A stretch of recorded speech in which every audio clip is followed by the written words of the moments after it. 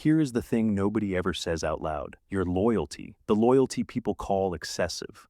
The loyalty that has cost you sleep and peace, and sometimes your sense of self, was never really about the people you gave it to. It was about something you learned so early and so completely that it became indistinguishable from who you are. You stayed in things that should have ended. You defended people who didn't defend you. You kept showing up for someone long after they stopped showing up for you. And when people in your life say, "You're too loyal," they mean it as a warning.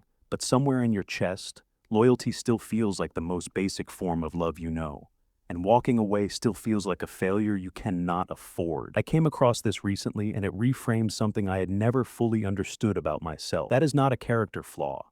That is a wound wearing the costume of a virtue. You were not born believing that staying was sacred. You learned it in a place where leaving, emotionally, physically, even just in your attention, felt dangerous, where the cost of abandonment was so high that your nervous system made a rule: hold on, no matter what. Hold on until someone tells you it is safe to let go. And no one ever did, so you never learned how. You are not too loyal. You are someone whose nervous system never got the update that told it the emergency was over. Psychologists call this anxious attachment, a relational pattern where your sense of safety lives almost entirely in maintaining connection, no matter what maintaining it costs you, where the possibility of someone leaving activates the same part of your brain as physical danger, where letting go of a relationship, even one that is hurting you, feels like a threat to your survival rather than a choice about your well-being. Your nervous system learned this in an environment where love was inconsistent, where connection was real but unpredictable, where the people you depended on were sometimes warm and sometimes unavailable,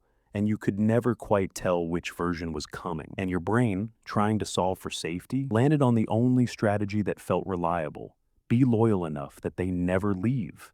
Be consistent enough that your consistency becomes the anchor the relationship needs. Stay, even when staying hurts, because leaving is the thing that might end everything. There is also something called trauma bonding, where the cycle of closeness and distance, of warmth and withdrawal, creates an attachment so powerful it can survive almost any amount of pain. Like a plant that grew towards sunlight through cracks in concrete. The growing was hard, but the light felt like the only thing worth reaching for. And you learned to reach, even through the cracks, even when the concrete was cutting you. Research shows that people who experienced emotional neglect or inconsistency in early attachments develop a tolerance for low-quality connection that others find baffling.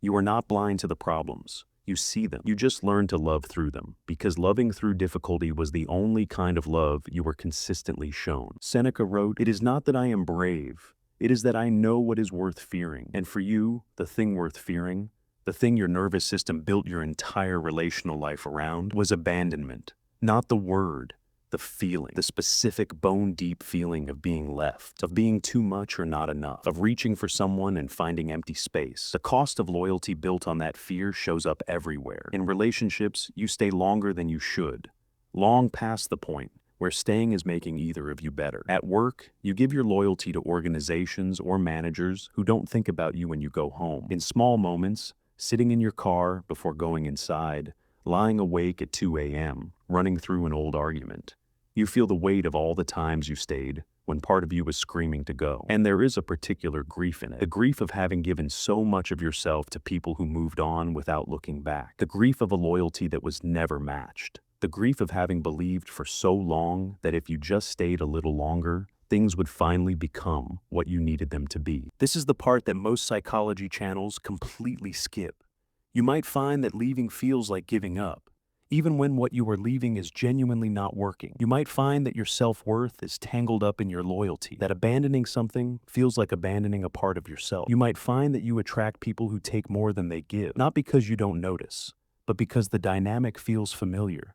Because being the one who gives more is the role your nervous system knows how to play. You might find that consistency, yours, is something you offer freely and receive rarely, and that the gap between what you give and what comes back has become so normal it no longer registers as painful. Just as the way things are, you might find it almost impossible to give up on someone even when they have clearly given up on you, because your loyalty doesn't have an off switch. It has a defiance to it, a refusal. Because somewhere inside, leaving is still the most frightening thing.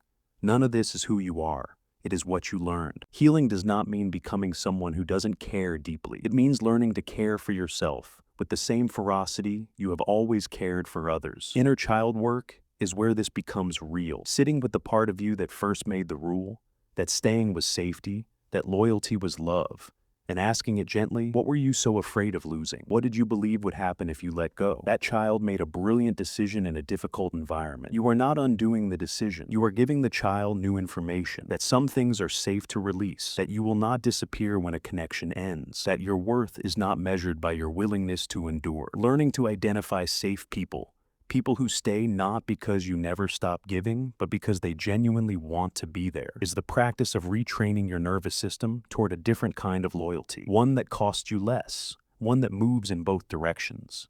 And therapy, honest and consistent, is where you practice the most unfamiliar thing, being loyal to yourself first, having your own needs be the ones that matter in the room.